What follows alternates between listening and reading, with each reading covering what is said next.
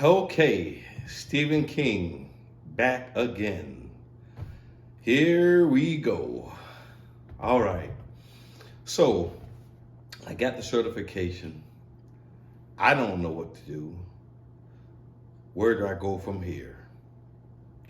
Ay, ay, ay. So my buddy Corey, he gets me a job at this fitness center.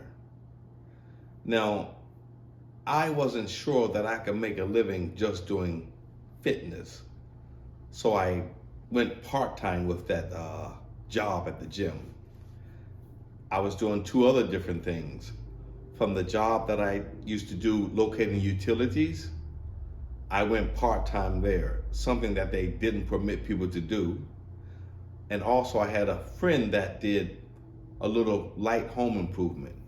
So I was doing three different things at once. And as you can imagine, because I was doing three different things at once, I wasn't doing any one of them greatly. Oh man, thinking back to those days. And so I'm at this gym doing part-time work, working with my buddy doing part-time work, the job doing part-time work. And it's like, I'm not even committing. I'm just being, just doing. And when you're like that, you don't really feel a sense of accomplishment. I was playing it safe because I did not think that I could finance the existence of my life. The gym was paying $7 an hour. This was 2005. Pennies. Big time reduction in pay from where I was at my full-time job, right? So I'm new, don't have any experience. I'm talking to a few of the trainers. And I asked them, what is it like to be a fitness trainer, personal trainer, fitness professional? And I tell you, it was a little discouraging because they told me that they couldn't keep clients longer than a few months, few 3 months, 4 months, 1 month, whatever the client initially paid for, they wouldn't re-up with it. And they would say that the income was a roller coaster ride, up and down. You could have 8 clients in January, 6 clients in February, 5 clients in March. And I'm thinking, man, this is not what I was looking forward to. I was looking forward to something a little more, I don't know, substantial than this. And I'm sitting here wondering, did I make the right decision? I can probably still go back to that job, but I didn't want to because I was ready to make a change. I was ready to create a new chapter in my life. And that job had gotten old by then. I was wondering why they didn't keep clients longer because I didn't know anything about fitness yet, but I knew that working with someone for 2 months wasn't going to be long enough. 3 months, 4 months, even 5 months, because you got all these habits that you've built up over the amount of time you've been alive. And there's no way you can reverse those lifelong habits in that short of a time. So I had to look into this. I went to the other side of the gym and I watched a few of these trainers work with clients. And they were standing with a clipboard, like writing when the client was doing exercises. And I tell you, this was the most uninspiring sight that I could see or imagine. Like, I'm coming here for exercise, and I got somebody writing, standing over me and writing on something. There's no way that that's inspiring to the client. I was like, I don't want my client's experience to be like this. Then sometimes my buddy who talked me into quitting, I mean, not quitting, but getting the certification, he would come in and work with a client or two. And when he worked with a client, he was all energetic and invigorating, and he was doing interesting stuff with them. I was thinking, that's what I want with my clients. I want that kind of excitement, and I want them to be excited. Not long after I started there, that gym was bought. And the people that came in, they changed some things. We were getting paid just to be there. And we got our insurance through the gym. These new people said, nope, all of you will pay for your own insurance, and we're not paying you just to stand around doing nothing. You'll get paid when you work with clients. So at this time, I didn't have any clients. I didn't know how to get any clients. I was just sitting in the gym, hoping I could get a client. And with them coming in with these expectations on us, I got intimidated, and I didn't stay. I left. I quit. And I went home and started watching TV. I was still doing the part-time work with the job and part-time work with my buddy. His name is Kay. But fitness, I totally threw it aside. Months went by, and my buddy Corey called me. I looked down at my phone. I was sitting on the couch. I was the remote control captain. I couldn't face him because I had quit on myself. He was a guy that got me to do everything, to get the certification, got me the job, and I quit. And so I didn't want to face this guy. What did I do? I just let it ring and let it go to voicemail. He left a message. I listened to it.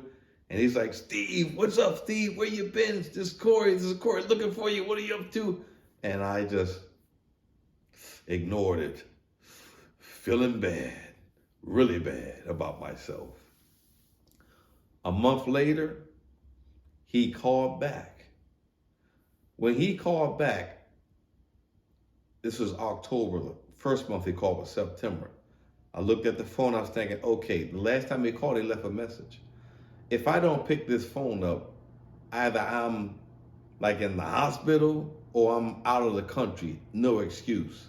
You got to pick up the phone and face him. I picked up the phone, was talking to him.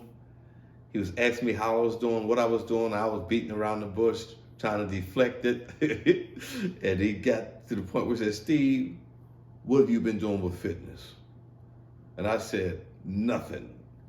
I've been the remote control captain. I've been working the fingers. He said, oh man, don't worry about it, Steve. Don't worry about it. You got to get out there. You got to get out there. You got to do this, Steve. This time, you got to work. You got to quit your job full time. You got to give it your all. Steve, you got to get out there and work with people. And here we go again. I'm like, what is this guy talking about? How do I go out and help people? I quit earlier this year. Come on, man. Give me a break. Corey explained, Steve, I'm gonna have a client for you. Go out, start working on some exercises, start getting moving again, start energizing yourself. I was like, okay. So I got up and started to do a little bit of exercising, some sit-ups, some push-ups, whatever I could think of, which wasn't that much. Went online and looked at some stuff, jumping jacks and et cetera, et cetera. And then he had a client for me. One client, it was Monday, Wednesday, and Friday at 7 p.m. in December 2005. I remember driving to her house and I was scared. I wanted to call her and tell her I caught a flat tire or my car won't start up. I think the battery's dead. Because I did not know what I was going to do with her. Ah, I went and drove to the house. Like, yeah, what am I going to do for an entire hour with this lady? Well, how am I going to keep it going for that long? What if I run out of ideas? What if I run out of stuff to do? And I just went, knocked on the door. She answered, let me in. She looked tired and disheveled from life and everything around life. And I was thinking, okay, let's go to it. We went downstairs. Like I said, she looked tired. She looked disheveled. And we started to do a little bit of movement. I can't remember what I did because this was a while ago, but we just started moving. And when she started to get in motion, I could see her total demeanor change. She started to feel good about what she was doing. She started to smile at life. She started to smile at herself. And she started to just, I could see this glow just happen. And her whole demeanor changed from defeated to, yes, I'm worth something. And it was with that experience that I decided, no, I'm gonna go for it now. This is what I want to do. I want to be a part of the best hour of people's days, weeks, months, lives. I just wanted to be a part of the best hour. And that convinced me that that was one of the best hours right there.